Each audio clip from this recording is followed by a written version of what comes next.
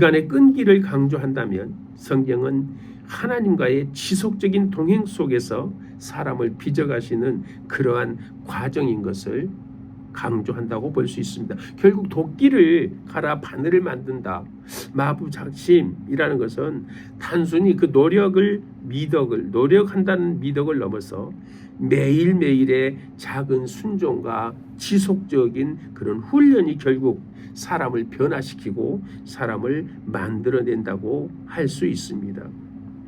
도끼는 스스로 바늘이 되지 않습니다. 누군가의 손에서 매일 갈려야 합니다. 우리의 성품도 그렇습니다. 우리는 우리의 의지만으로, 우리의 생각만으로 하나님의 사람이 되지 않습니다.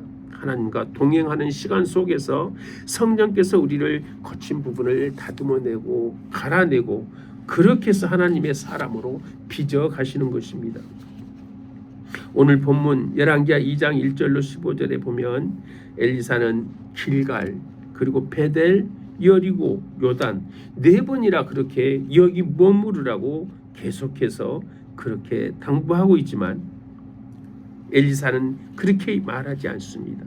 여호와께서 살아계심과 당신의 영혼이 살아있음을 두고 맹세하노니 내가 당신을 떠나지 아니하겠나이다라고 그렇게 말합니다. 놀라운 것은 엘리야가 가르친 내용도 또 엘리야가 무슨 기적을 가르친 그러한 기록은 전혀 여기에 기록되어 있지 않습니다. 기적을 배웠다는 기록도 없습니다. 그리고 엘리야가 엘리사를 가르쳤던 교재도 없습니다. 그런데 마지막에 엘리야의 영감이 엘리사에게 갑절이나 임합니다. 이것은 함께하면서 살아온 동행 자체가 교육이었다는 사실입니다. 이것은 예수님께서 제자들을 훈련시킨 방식이고 그 훈련의 방식은 정확하게 연결이 됩니다. 도끼를 갈면 바늘이 됩니다. 하루가 아니라 오랜 시간 동안 갈아야 할 것입니다. 사람도 마찬가지입니다. 그러나 우리는 스스로 자신을 갈아 하나님의 사람이 되는 것이 아닙니다. 하나님께서 우리를 날마다 당신과 함께 걷게 하시면서 우리의 거친 성품을 다듬어 가시는 것입니다. 엘리사는 특별한 학교를 다닌 사람이 아닙니다. 그는 엘리야와 함께 동행하며 걸었던 사람입니다. 길갈을 걸었습니다. 베델을 걸었고요. 여리고를 걸었습니다. 그리고 요단을 걸었습니다. 이 길이 엘리사를 선지자로 만들었던 그러한 교육의 내용입니다. 하나님은 과정을 통해서 사람을 만들어 가시기 때문입니다. 동행은 목적지보다 결과보다 사람을 만드는 과정인 것입니다. 룻은 베들레헴에 가는 것이 목적이 아니었습니다.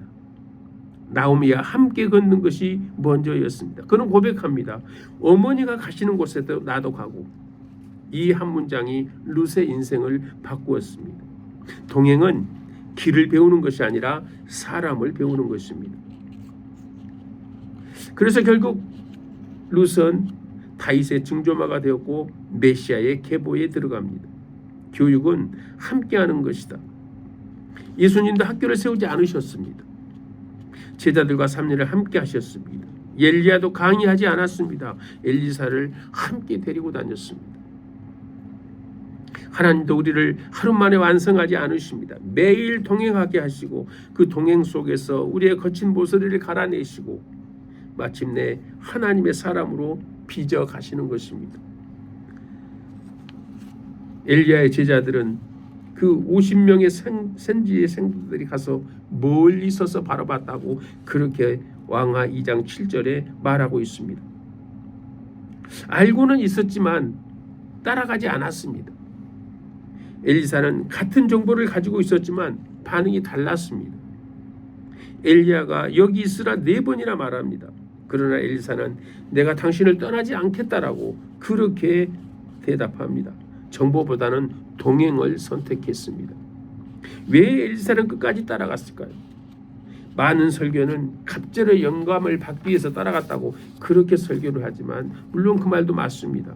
그러나 본문을 자세히 보면 그것보다 먼저 사람을 사랑했기 때문에 그렇습니다. 엘리사는 스승을 떠나는 마지막 길을 혼자 보내지 않았습니다. 그는 끝까지 함께 있었습니다. 함께 걸었습니다. 동행은 축복을 받기 위한 수단이 아니라 사랑의 표현이었던 것입니다. 50명의 성도가 보지 못한 것, 그들은 엘리야가 떠나는 것은 알았습니다. 정보는 있었습니다. 그러나 하나님께서 무엇을 시작하는지는 몰랐습니다. 엘리사는 끝까지 따라가면서 하나님의 다음 세대를 보았습니다. 엘리야가 겉옷으로 요단을 칩니다. 물이 갈라집니다. 이 장면은 모세가 홍해를 건너고 여호수아가 요단을 건넌 그러한 사건과 같습니다. 하나님은 새 시대를 여실 때 항상 길을 만드셨습니다. 길을 여셨습니다. 엘리사는 그 길을 직접 걸었습니다. 성도들은 멀리서 구경했지만 엘리사는 그 길을 직접 걸었던 것입니다. 불수레는 모두가 보지 못했습니다. 본문을 자세히 보면 50명의 성도들이 불수레를 보았다고 기록되어 있지 않습니다. 오직 엘리사만 외칩니다. 내 아버지여, 내 아버지여, 이스라엘의 병거와 마병이여. 그는 하늘의 움직임을 가장 가까운 자리에서 본 사람입니다. 동행하는 사람만 하나님의 일을 가장 가까이에서 봅니다. 그런 엘리사는 이미 다음 일을 준비합니다. 많은 사람들이 슬퍼할 때 엘리사는 곧바로 행동합니다. 먼저 겉옷을 짚습니다. 겉옷을 입는 것은 일하겠다는 것입니다. 사역의 시작입니다. 그리고 요단으로 갑니다. 그리고 묻습니다. 엘리야의 하나님 여호와는 어디 계십니까? 이 질문은 의심이 아니라 사역의 시작인 것입니다. 이제는 내가 그 하나님을 함께 걸어야 되겠습니다. 엘리야와 함께 했던 그 하나님, 엘리사 나도 함께 걷겠습니다라는 그러한 고백입니다. 그러한 선언입니다. 반면 성도들은 엘리사를 믿지 못합니다. 엘리야를 찾으러 갑니다. 어딘가는 떨어졌을 거라는 것입니다. 3일 동안을 찾습니다. 왜 그랬을까요? 그들은 하늘의 일을 땅의 방식으로 그렇게 이해하려고 했기 때문에 그렇습니다. 엘리사는 하나님이 하신 일을 믿습니다. 성도들은 증거를 찾으려 했습니다. 성도들은 그 사건을 알았습니다. 이벤트로였습니다. 그러나 엘리사는 하나님의 뜻을 알았습니다. 성도들은 멀리 서 있었습니다. 엘리사는 끝까지 함께 걸었기 때문에 그들은 다같이 보았지만 시각이 달랐습니다. 성도들은 과거를 붙잡았습니다. 엘리사는 하나님의 다음 역사를 준비했던 것입니다. 성도들은 엘리야를 찾았습니다. 엘리사는 엘리야의 하나님과 동행하기 시작합니다. 여기서부터 달라집니다. 하나님은 마부 작침처럼 도끼를 갈아 바늘을 만들듯이 하나님은 우리를 날마다 주님과 동행하게 하시며 우리의 성품을 믿음을 또 그렇게 다듬어 가십니다. 선지자의 성도들은 학교에 있었지만 엘리사는 길 위에 있었습니다. 성도들은 지식을 배웠지만 엘리사는 스승과 함께 걸었습니다. 그래서 하나님은 학교에서 한 사람의 선지자를 세우신 것이 아니라 동행의 길에서 한 시대를 이끌 지도자를 세우셨습니다. 사람은 같은 것을 보아도 같은 것을 보는 것이 아닙니다. 눈은 같지만 마음의 방향이 다르고 믿음의 방향이 다르고 동행의 깊이가 다르기 때문에 그렇습니다. 성도들은 사건을 보았습니다. 그들은 엘리야가 떠날 것이라는 사실을 알았습니다. 그러나 그들의 관심은 그때 무슨 일이 일어날까였습니다. 그래서 멀리 서서 구경합니다. 그들에게는 그 사건 이벤트였던 것입니다. 그 이벤트가 중요했습니다. 오늘날도 많은 성도들은 기적을 보고 싶어하고 응답을 보고 싶어하고 축복을 보고 싶어하고 변화된 결과를 보고 싶어합니다. 눈으로 보기를 원합니다. 그러나 하나님은 사건보다 사람을 만들어 가십니다. 엘리사는 사람을 보았습니다. 엘리사는 불수레를 보려고 따라간 것이 아니었습니다. 그는 엘리야를 놓치고 싶지 않았던 것입니다. 그의 눈은 기적이 아니라 동행이었습니다. 그래서 엘리야가 여기 있으려 할 때마다 아닙니다. 끝까지 함께 가겠습니다라고 말합니다. 엘리사의 눈은 기적이 아니라 사람을 향하고 있었습니다. 사람은 오늘을 보지만 하나님은 다음 세대를 봅니다. 사람은 현재를 보지만 하나님은 미래를 보십니다. 그래서 우리는 오늘도 내 눈은 어디를 보고 있는가가 중요합니다. 이 질문보다 더 중요한 것은 하나님이 지금 무엇을 보고 계시는가입니다. 동양의 고전에서도 같은 통찰을 말합니다. 노자는 눈에 보이는 것이 전부가 아니다라고 그렇게 말했고, 장자 역시 사람은 자기가 보고 싶은 것만 본다라고 그렇게 얘기했습니다. 성경도 같은 원리를 말합니다. 사무엘은 잘생긴 엘리압을 보았지만 그러나 하나님은 다윗을 보았습니다. 사무엘은 예물을 보았고 하나님은 마음을 보셨습니다. 오늘 우리는 무엇을 보고 있습니까? 돈입니까? 성공입니까? 사람들의 평가입니까? 아니면 우리도 주님을 보고 계십니까? 눈이 향하는 곳으로 발도 따라갑니다. 그래서 성경은 먼저 눈을 말합니다. 내 눈은 바로 보며 내 눈꺼풀은 내 앞을 곱게 살피라. 그리고 이어서 발을 말합니다. 내 발이 행할 길을 평탄케 하며. 잠언 4장 25절에서 26절 말씀입니다. 눈이 먼저이고 발이 나중입니다. 잘못된 것을 보면 발도 그렇게 갑니다. 그래서 표적은 하나입니다. 바울은 빌립보서에서 표대를 향하여 달려간다라고 그렇게 말하고 있습니다. 여기서 표대는 단순한 목표가 아닙니다. 원어에서 코스포스 그럴 때 여기서는 스코포스, 이 말이 스코프라는 말이 여기에서 나왔습니다. 정확하게 한쪽만 바라보는 것입니다. 계속 바라보는 목표물입니다. 궁수가 관역을 바라보듯이 눈을 고정하는 대상, 그것이 표대인 것입니다. 발은 눈이 바라보는 것을 갑니다. 엘리야의 성도들은 같은 길을 보았습니다. 엘리사도 같은 길을 걸었습니다. 그러나 성도들은 사건을 보았고 엘리사는 하나님을 보았습니다. 하나님은 한 사람을 보고 계셨습니다. 오늘 우리도 같은 세상을 살아갑니다. 그러나 우리의 눈은 어디를 향하고 있습니까? 우리의 발은 누구를 따라가고 있습니까? 사람은 자신이 바라보는 곳을 향해 걸어갑니다. 그러므로 믿음의 사람은 세상을 따라 걷는 사람이 아니라 하나님께 눈을 고정하고 그분의 발걸음을 따라 걷는 사람을 바랍니다. 하나님과 동행은 목적지에 먼저 도착하는 삶이 아닙니다. 하나님의 시선이 머무는 곳을 함께 바라보는 그러한 함께 걷는 삶인 것입니다. 여러분, 길갈, 베델, 여리고, 요단은 이스라엘 구속사의 역사를 거꾸로 지금 기록하고 있는 사건입니다. 아주 중요합니다. 이 점을 우리는 정확하게 이해해야 됩니다. 그냥 성경에 나온 말이니까 다 옳은 말이겠지 그렇게 보시면 안 됩니다. 왜 엘리야는 계속 여기 머물라고 했겠어요? 본문에는 4번이나 반복됩니다. 길갈에서, 베델에서, 여리고에서, 요단에서 엘리야는 여호와께서 나를 보내셨으니 너는 여기로 머물러 있으라고 그렇게 말합니다. 그러나 엘리사는 여호와께서 살아계신과 당신의 영혼이 살아있음을 두고 맹세하노니 나는 당신을 떠나지 아니하겠나라고 그렇게 대답합니다. 그리고 끝까지 따라갑니다. 이것은 단순한 여행이 아닙니다. 하나님이 엘리사를 시험하신 것입니다. 하나님은 왜 엘리사를 시험했을까요? 성경에서 중요한 사명을 맡기기 전에는 반드시 시험이 있었습니다. 아브라함은 모리아에서, 요셉은 감옥에서, 모세는 광야 40년 동안, 다윗도 사울에게 시험을 당했고 예수님도 광야에서 시험을 받으셨습니다. 엘리사도 마찬가지입니다. 사역보다 먼저 사람을 준비시키신, 우리가 고통으로 여기는 하나님의 시험 목적은 사명의 진정성을 다듬어가는 것입니다. 사람이 능력을 원하는가 아니면 하나님을 원하는가를 보고 계시는 것입니다. 엘리사는 능력이 아니라 엘리야 자신을 따라갑니다. 끝까지 충성하는 사람인지 사역은 시작보다 끝이 중요합니다.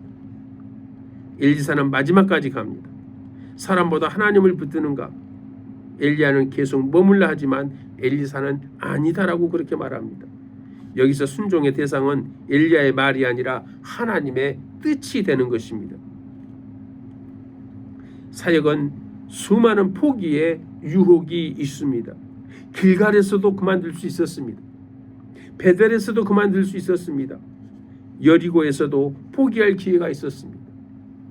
그러나 엘리사는 포기하지 않았습니다. 이것이 하나님의 일하시는 방식인 것입니다. 하나님은 선물을 먼저 주지 않습니다. 사람을 먼저 만드십니다. 능력보다 성품을 먼저 다듬으십니다. 은사보다 충성이 먼저입니다. 기적보다 십자가가 먼저인 것입니다. 여러분, 엘리사를 교육했던 길갈, 그리고 베델, 여리고, 요단의 이 사건도 구속사적인 매우 의미가 중요합니다. 그리고 이 순서는 더욱더 중요합니다.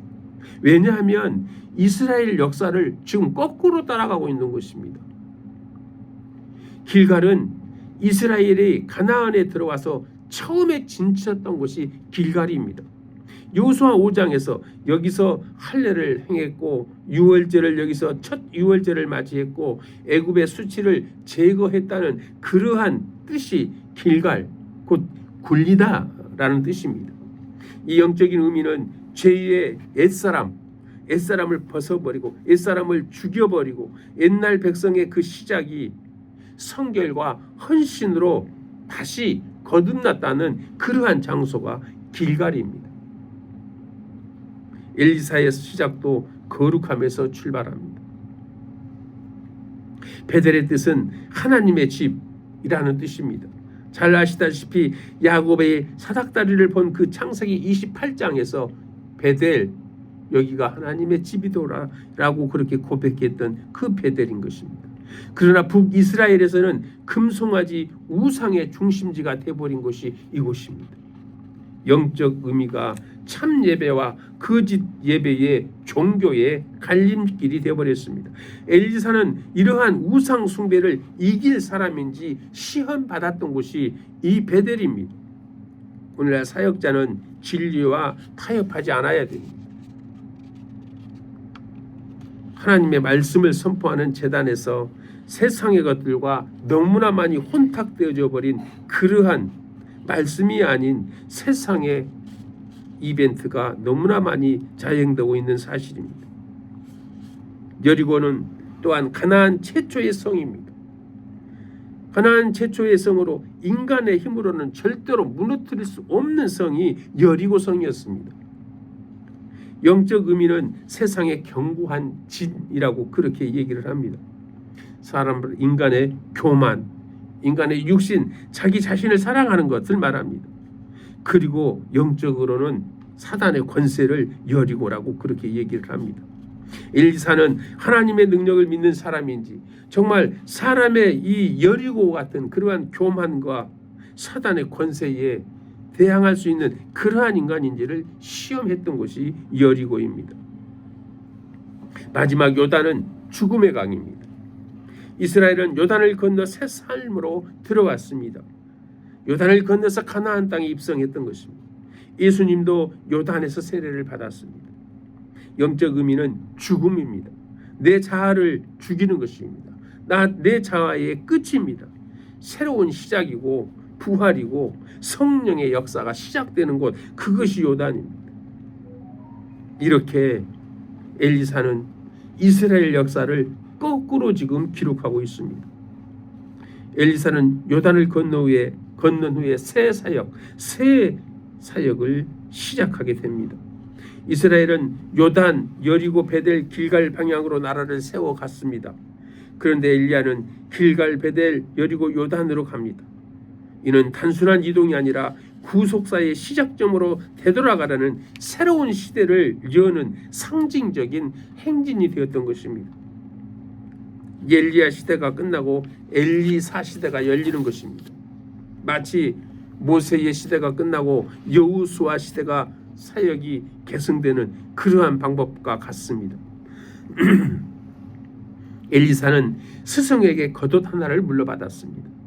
성경에서 겉옷은 단순한 의복이 아닙니다. 권위와 신분을 나타내는 것이 옷입니다. 열왕기상 19장에서 엘리야가 겉옷을 엘리사에게 던지는 순간 엘리사의 소명은 시작되는 것입니다. 겉옷은 엘리야 개인의 것이 아니라 하나님의 사역을 이어받는 상징인 것입니다. 엘리야가 겉옷으로 요단을 칩니다. 요단이 갈라집니다. 능력은 옷 자체에 있는 것이 아닙니다. 하나님의 동행에 있습니다. 겉옷은 하나님과 함께 하심을 상징하는 그러한 표시인 것입니다. 엘리사가 겉옷으로 요단을 치며 엘리야의 하나님 여호와는 어디 계십니까? 라고 그렇게 외쳤을 때 하나님께서 응답하십니다. 겉옷은 영광보다 책임을 의미하기 때문에 그렇습니다. 선지자의 삶은 핍박과 고난의 삶인 것입니다. 겉옷을 입는 것은 자기의 삶을 벗어버리고 하나님의 종으로 살아간다는 뜻을 표현하고 있습니다. 겉옷은 보이지 않는 성령의 역사와 기름 부음으로 가시적으로 그렇게 나타내는 표지 역할을 합니다. 엘리야는 승천한 뒤에 겉옷이 떨어뜨려 줍니다. 이는 죽음을 통과한 후에야 사명이 온전히 다음 세대로 계승된다는 구속사적 원리를 보여주는 것입니다. 궁극적으로 엘리야의 겉옷은 그리스도의 사역의 계승을 표시하는 것입니다. 예수께서 승천하신 후에 제자들은 단순히 예수의 능력을 받은 것이 아니라 성령을 통해서 예수께서 하시던 사명을 이어받았습니다. 사도행전 1, 2장에 보면 그 예수 그리스도의 사역이 전도되는 것을 볼 수 있습니다. 엘리사의 겉옷 수령은 오순절 성령 강림과 사명 계승의 모형인 것입니다. 엘리사는 장소를 통과한 것이 아니라 사람을 만드는 하나님의 훈련 과정을 통과했습니다. 그래서 길갈에서 옛사람을 벗어버리고 베델에서 참된 예배를 선택하며 여리고에서 믿음으로 세상을 이기는 법을 배웠던 것입니다. 요단에서 자신의 하나님께 맡기는 죽음과 새 출발을 경험했습니다. 이처럼 하나님의 사람으로 새로 시작되는 새 출발을 하게 되는 그러한 하나님의 사람은 하나님의 시험을 통과해야 되는 것입니다. 그리고 그 여정의 끝에서 완주한 사람에게 하나님은 엘리야의 겉옷, 곧 사명과 하나님의 권위와 성령의 능력과 언약의 계승을 맡기신다는 것을 오늘을 사는 우리에게 주신 것입니다. 우리도 하나님께서 맡기신 그 사명을 아름답게 잘 감당하는 천양의 모든 식구들이 되시기를 주님의 이름으로 축원합니다. 기도하겠습니다. 거룩하신